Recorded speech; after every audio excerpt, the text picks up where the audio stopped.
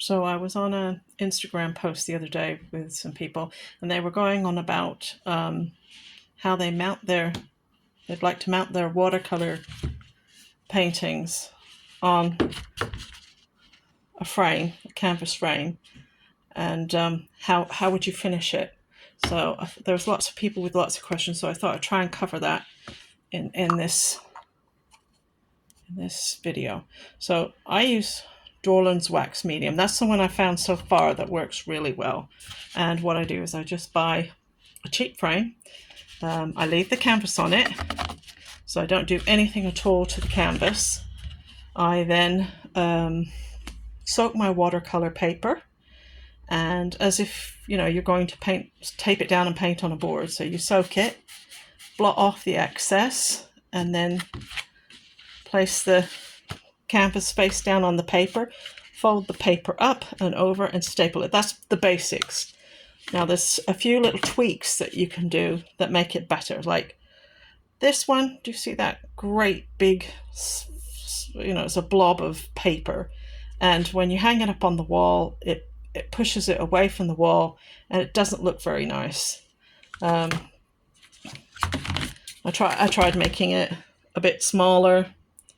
Still, I wasn't happy with it. Then I came across this other idea of you make a small, so you'll staple like this side down, and then you'll make a small fold that terminates at that back point there. So you've got a small fold, and then your bigger fold, see if I can get a good view on this, your bigger fold terminates at the front and comes up and around, and then you staple that. So you've got two staples in the corner. Your profile's smaller, it doesn't stick out so much from the wall, and it just looks so much better. So I did that on all four corners on this painting. And then you've stapled your paper on, your paper's still wet, you can go ahead and paint the whole thing. Just get it done, get your painting done.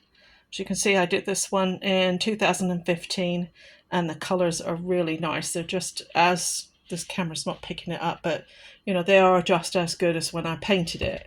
All I did then was I let it dry for a week or two, and then I took the Dorland's medium. Yeah, and I haven't used a lot. I've only used that much on a bunch of paintings.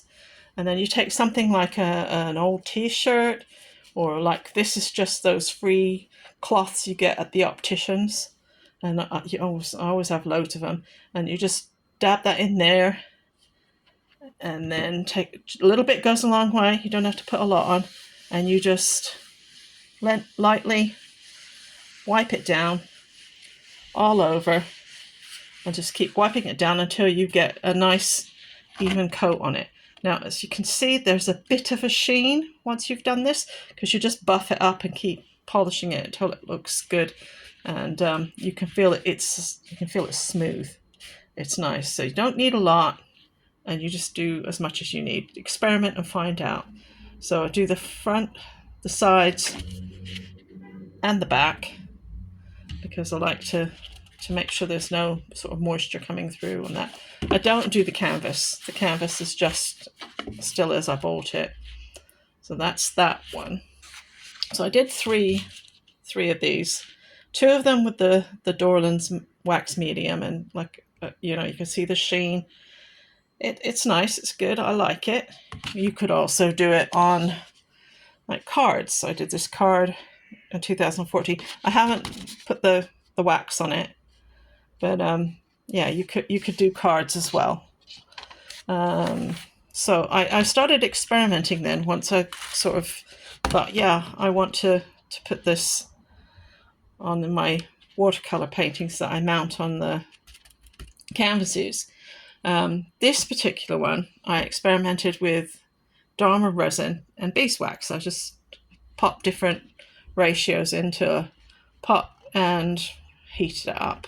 But I really don't like this. I don't like it at all. I was also trying to get the profile on the back to be smaller. That didn't work so well. It clumped. I mean, I heated this up again and again with a hot air gun, just to try and get that to come down. You can do that with this as well. You can hot air gun this, and it will help it sort of go into the paper. But I really don't think it goes into the paper. I'm a bit dubious as to it going into the paper. But what I did find with the Dharma and the beeswax is I've got these little like burnt pieces or speckly pieces. It's okay if you want like a rustic thing. It's very yellow as well. It's not the camera's not picking up the yellow. It's making the blue vibrant. But in real life, this is quite more like this. It's very sort of dull and sort of, I don't know. It's the way the Dharma wax sort of burns or something. I don't know. Maybe I did it too hot. The other thing is it's really hard to control the thickness. So like on the edges, the more coats I put on and tried to use the hot air gun to make it thin out, the worse, the thicker it got. I didn't like that. And after 10 years, it's pulled off. So all these paintings were done in 2015. So yeah, it's pulled off. That's another point. I wasn't very careful with this because this was like an experiment, and it's chipped. And where it's chipped, it has actually just come away from the paper, and as you can tell, the blue is a lot more vibrant. I don't know if you can tell from here. But yeah, the blue is a lot more vibrant. So what I might do is try and chip this off. There's another chip there. It's got really dark. You can see the original color of the painting. So it might be nice to take, because this is just an experiment. I could take off the Dharma wax and see if I could, not the Dharma wax. Yeah, it is Dharma resin. I could take off the resin and try and use the Dorland's wax over the top of it. That might be a better idea. But yeah, it's thick, it's ugly. I didn't like that. But that's what it is. You've got to experiment. Like I said, you only need a little bit. It goes a long way. I've had this since 2015. I haven't done any more with it because life and other interests. I've gone on to oil paintings as well because I like the idea that you just do this on a hardwood with a bit of ground on it. I didn't even use ground. I just used house paint, plain old acrylic wall house paint.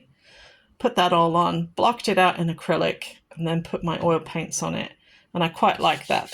This has come along nicely as well. I don't know when I did this. About the same time as I was messing around with that. Oh, 2017.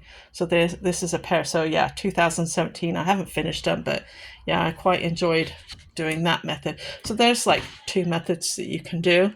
But yeah, for the watercolor paintings, this I can highly recommend it. These are 10 years old. They're vibrant. They're fresh. They're pretty much how I painted them to begin with. So I'm happy that, they spend their time in my bedroom here with the sunset on them every day, and they haven't faded really. This one I painted it sort of faded because it was from an old photograph, but yeah, it looked good. I'm pleased with it. I can highly recommend it. So thanks very much for watching, and if you've got any questions, put them down in the comment box below and I'll get to you. And give me a like and subscribe please, because that would really help me out. I can make more videos like this then. Lovely. Thanks very much.